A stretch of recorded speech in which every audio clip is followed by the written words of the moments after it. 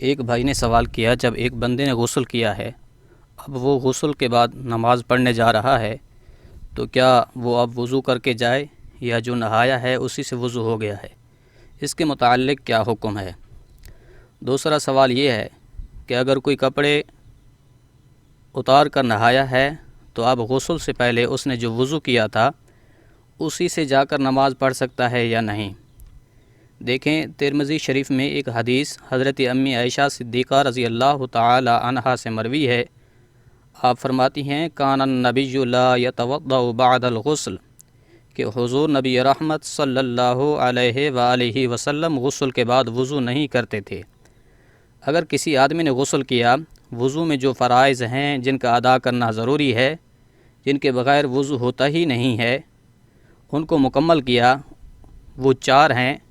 Number 1 پر ہے مکمل چہرے کا دھونا، نمبر 2 پر ہے ہاتھوں کو کوہنیوں سمیت دھونا، نمبر 3 پر ہے سر کا مسح کرنا، نمبر 4 پر ہے پاؤں کا ٹخنوں سمیت دھونا۔ اگر تو کوئی یہ 4 فرائض پورے کر لیتا ہے تو اب اس کا وضو ہو گیا۔ اب اگر کسی آدمی نے غسل کیا ہے اور غسل سے پہلے وضو کرنا سنت ہے، لیکن اگر بائی چانس وضو نہیں کیا یا کرنا چاہتا تھا بھول گیا ہے، اگر کر لیا ہے تو پھر تو ٹھیک ہے، وہی وضو کافی ہے، اس سے نماز بھی پڑھ سکتا ہے، اس میں کوئی حرج نہیں ہے۔ لیکن اگر غسل کرتے وقت وضو نہیں کیا تھا، اب غسل مکمل کیا، سر میں بھی پانی وغیرہ ڈال دیا، سر میں ہاتھ پھیر لیا، چہرے پر بھی پانی آ گیا، ہاتھ بھی کوہنیوں سمیت دھل گئے، پاؤں بھی دھل گئے، مکمل اچھے طریقے سے غسل کر لیا۔ جب غسل کر لیا تو وہ 4 چیزیں جو وضو میں فرض ہیں، ان 4 اعضاء کا یا ان جگہوں کا، وہ بھی غسل میں داخل ہو کر دھل گئے۔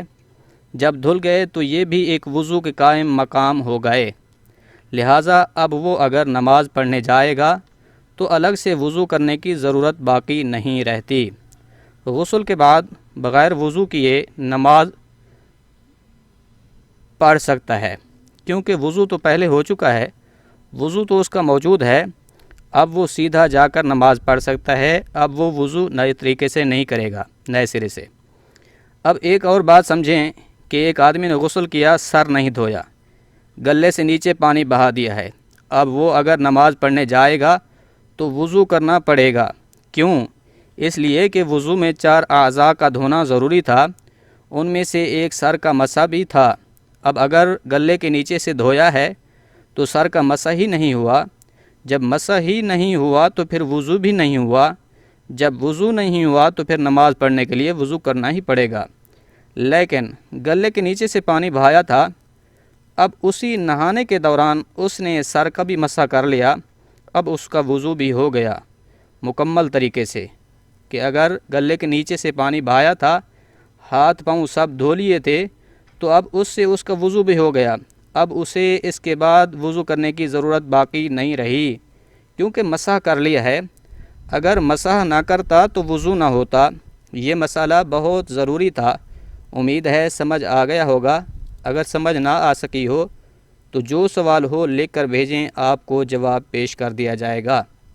اسی طرح اگر کوئی آدمی مکمل ننگا نہایا ہے لیکن نہاتے وقت وضو کر لیا تھا، یا نہایا اس طریقے سے کہ مکمل سر وغیرہ دھو لیا ہے اور وضو میں جن اعضاء کا دھونا ضروری تھا ان کو بھی دھو لیا ہے، نہایا بالکل ننگا ہے، اب ننگے ہو کر نہا لیا ہے، اب نہانے کی وجہ سے جو وضو ہوا ہے یا جو وضو کیا ہے یا بدن اس کا مکمل پانی سے بھیگ چکا ہے، تو اب اس صورت میں جب نماز پڑھنے جائے گا تو اب بھی دوبارہ وضو کرنے کی ضرورت نہیں ہے، اسی وضو سے بھی وہ نماز پڑھ سکتا ہے، دوبارہ وضو کرنے کی اسے ضرورت اس صورت میں بھی نہیں ہے۔ اس کو اگرچہ اکثر لوگ غلط سمجھتے ہیں، ان کا خیال ہے کہ اگر اس طرح سے نہایا ہے، یعنی ننگا ہو کر نہایا ہے، تو اب اس کا وضو ہی نہیں ہوا، یہ غلط سوچ ہے۔ اسی لیے یہ مسائل سمجھنا بہت ضروری تھا۔ اللہ عمل کرنے کی توفیق عطا فرمائے۔